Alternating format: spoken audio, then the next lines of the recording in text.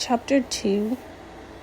The next day, Monday, was warm, more like October than November, and I was surprised to see that there were still leaves left on the trees after the rain the day before.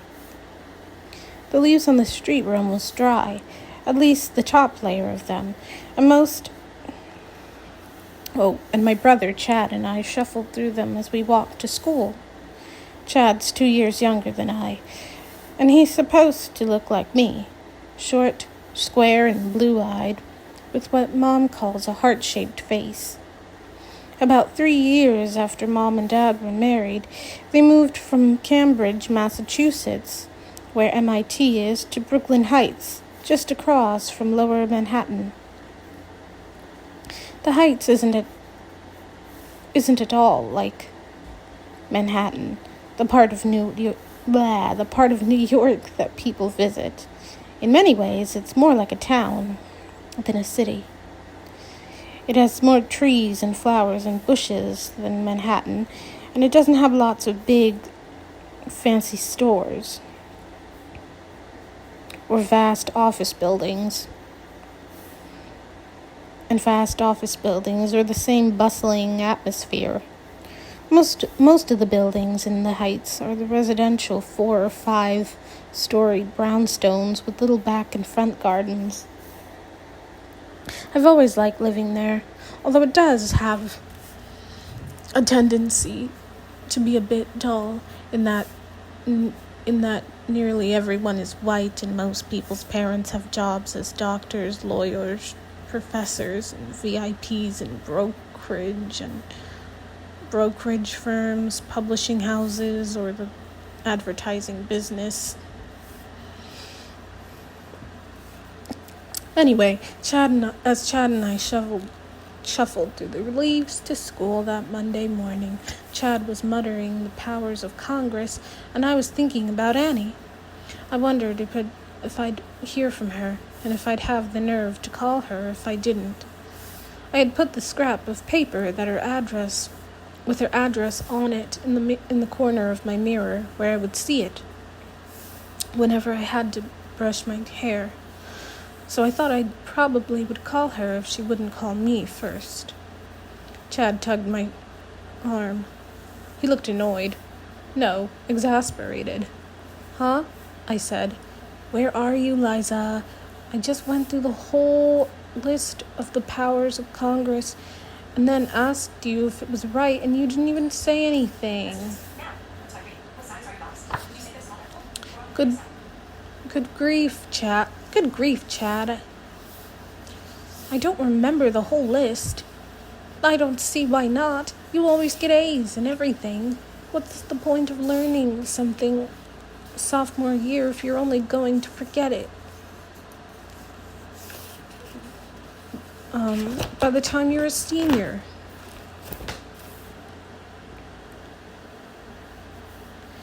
He shoved his hair back in the way that usually makes Dad say he needs a haircut, and picked up a double handful of leaves, cascading them over my head and grinning. Chad's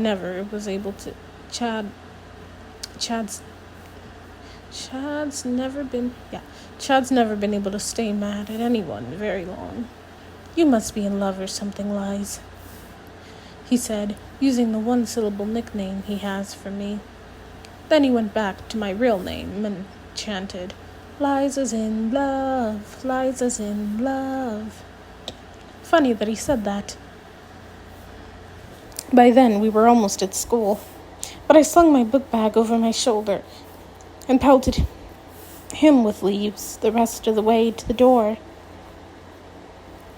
Foster Academy looks like an old wooden Victorian mansion, which is exactly what it was before it was made into an independent private school, running from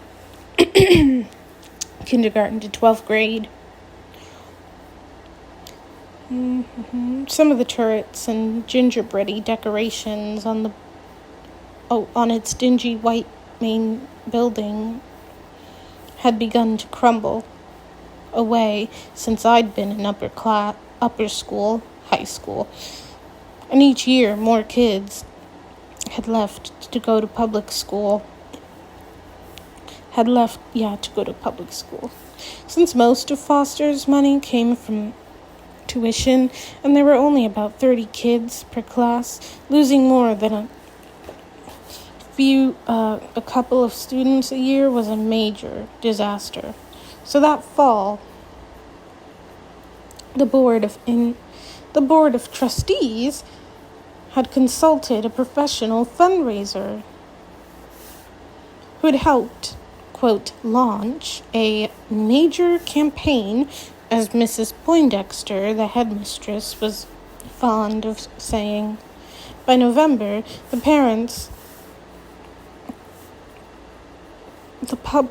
parents' publicity committee had posters all over the heights asking people to give money to help the school survive, and there were regular newspaper ads and plans for a student recruitment drive in the spring.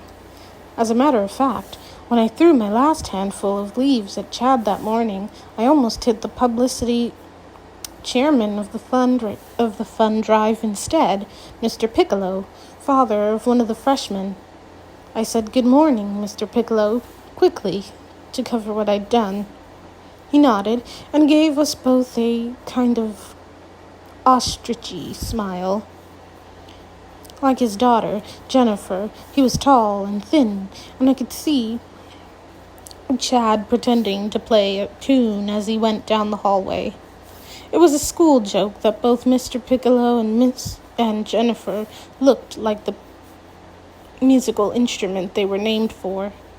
I grinned, making Piccolo playing motions back to Chad, and then threading my way to my locker, where through knots of kids talking about their weekends.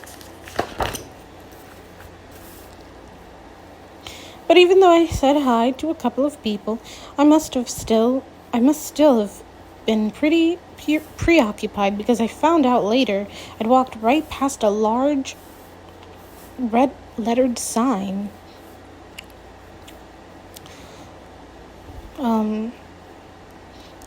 On the basement bulletin board, next to the latest fundraising poster. Walked right past it without seeing it at all. Sally Gerald's ear-piercing clinic, noon to 1, Monday, November 15th, basement, girls' room, $1.50 per ear. Sally Jarrell.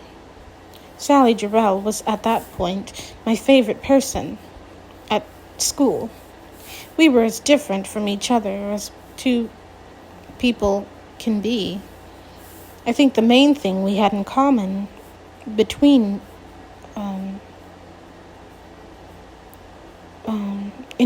was that neither of us had fit in at Foster. I don't want to say that Foster is snobby, because that's what people always think about private schools. But I guess it's true that a lot of kids thought they were pretty special, and there were a lot of cliques. Only Sally and I weren't part of any of them. The thing I liked best about her, until everything changed, was that she always went her own way. In a world of people who seemed to have come out of duplicating machines, Sally Gerald was no one's copy. Not that fall, anyway. I swear I didn't notice the sign. Even when I walked past it a second time, and that time Sally was right in front of it, peering at my left ear as if there were a bug on it and murmuring something that sounded like posts. All I noticed was that Sally's thin and wan face looked a little thinner and wanner, Wanner, than usual, probably because she had had time to wash her hair, It was hanging around her shoulders in lank strings. "Definitely posts," she said. That time I heard her clearly, but before I could ask her what she was talking about, the first bell rang, and the hall suddenly filled with sharp elbows and the din of banging lockers. I went to chemistry, and Sally flounced mysteriously from off to gym. And I forgot the whole thing till lunchtime, when I went back down the lockers. When I went back to my locker for my physics book. My physics book. I was taking a heavy science load that year because of wanting to go to MIT. The basement hall was 3 deep with girls, looking as if they were lined up or something. There were a few boys, too, standing near Sally's boyfriend, Walt, who was next to a table with a white cloth on it. Neatly arranged on the cloth were a bottle of alcohol, a bowl of ice, a spool of white thread, a package of needles, and 2 halves of a raw potato, peeled. "Hey, Walt," I asked, mystified. "What's going on?" Walt, who was kind of flashy, two-faced, Chad called him, but I liked him, grinned, and pointed with a flourish to the poster. "$1.50 per hole per ear," he read cheerfully. "1 or 2, Madame President. 3 or 4. The reason he called me Madame President was the same reason I was standing there, staring at the poster, wishing I were home sick in bed with the flu. I've never quite figured out why, but at the election time, one of the kids in my class had nominated me for student council president, and I'd won. Student council, representing the student body, was supposed to run the school. Instead, the faculty or the administration running it. As far as I was concerned, my main responsibility as council president was to preside at meetings every other week. But Mrs. Poindexter, the headmistress, had other ideas. Back in September, she'd given me an embarrassing lecture about setting an example and being her good right hand, and making sure everyone followed both the spirit and the letter of the school rules, some of which were a little screwy. "Step right up," Walt was shouting. "If the gracious president of student council of our entire August student body, I might add, will set the trend," he bowed to me. "Business will be sure to boom. Do step this way, madame." "Oh, shut up, Walt," I said, trying to run through the school rules in my mind, and hoping I wouldn't come up with one that Mrs. Poindexter might think applied specifically to this one. Specifically to ear piercing. Walt shrugged, putting his hand under my elbow and ushering me to the head of the line. "At last, Madame President," he said, "let me invite you to observe." I thought about saying no, but decided it would probably make sense for me to get an idea of what was going on. So I nodded. Walt shot the cuffs of his blue shirt. He was a very snappy dresser, and that day was wearing a tan 3-piece suit, and bowed. "One moment, ladies and gentlemen," he said. while I escort the president on a tour of the establishment. I shall return." He steered me toward the door and then turned, winking at the few boys who were clustered around the table.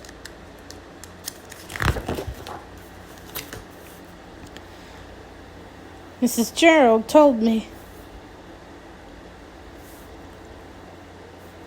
Miss Gerald told me she would take care of you, gentlemen, after she has, accommodated a few of the ladies.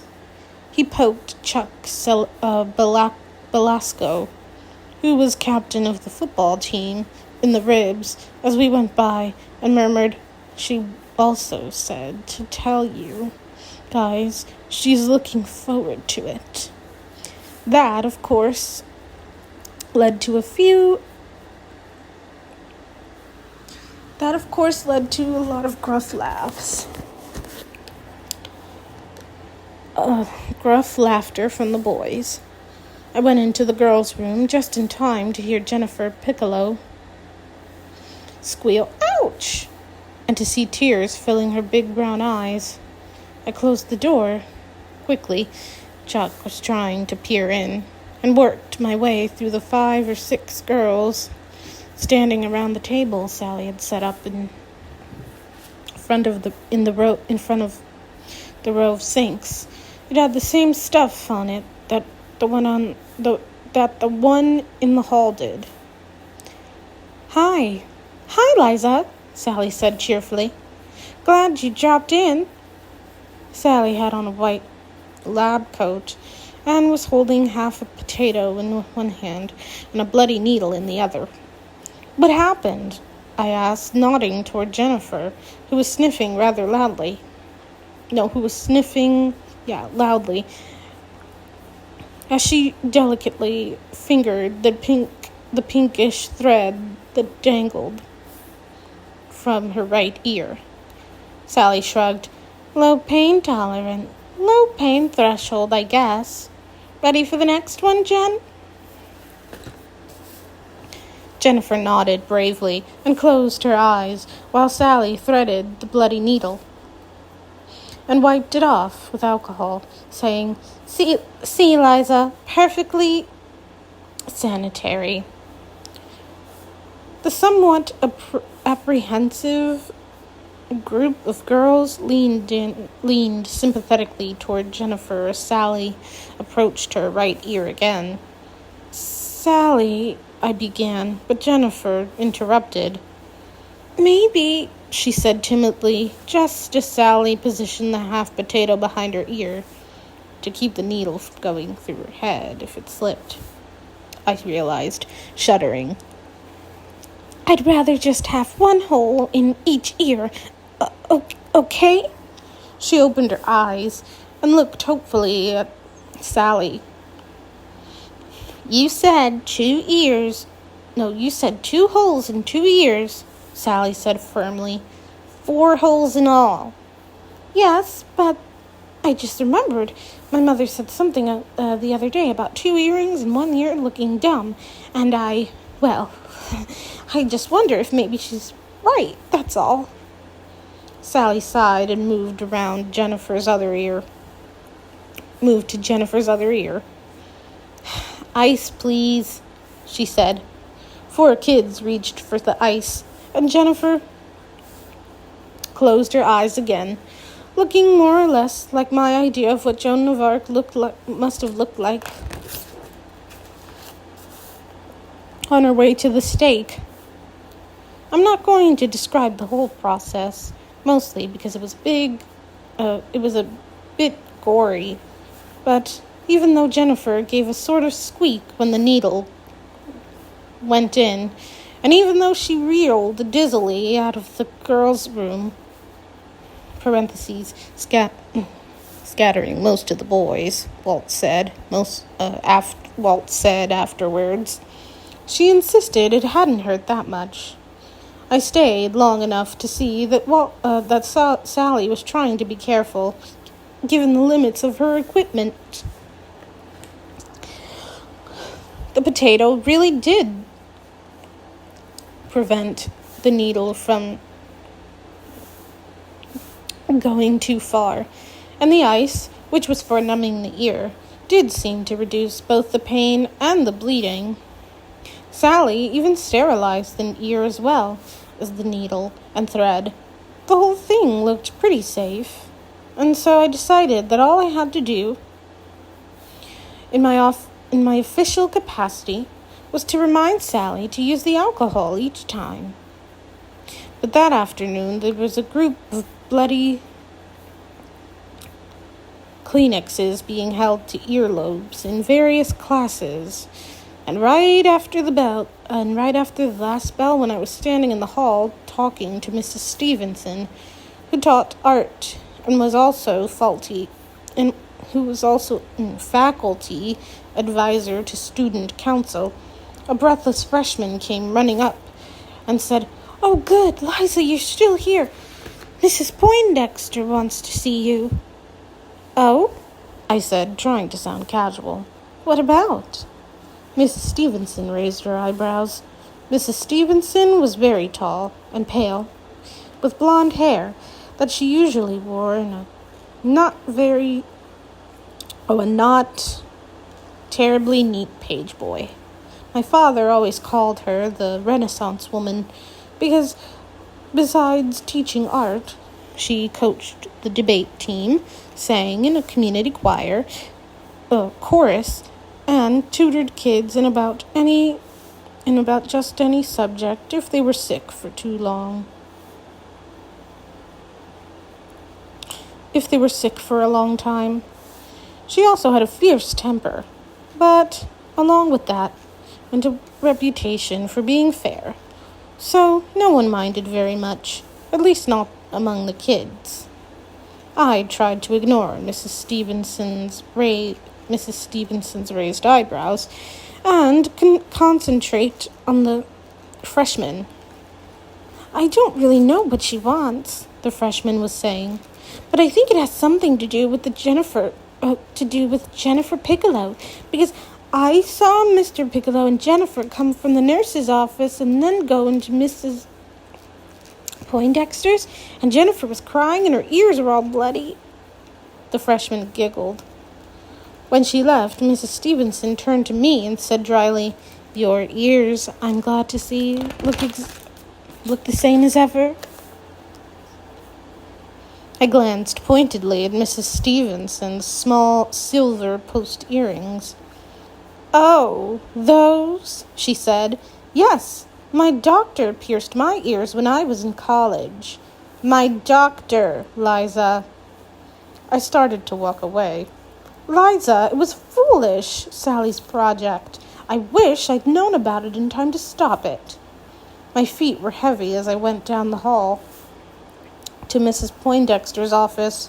I knew that Mrs. Stevenson, even though she never made herself obnoxious about it, was usually right, and by the time the whole thing was over with, I wished she'd known about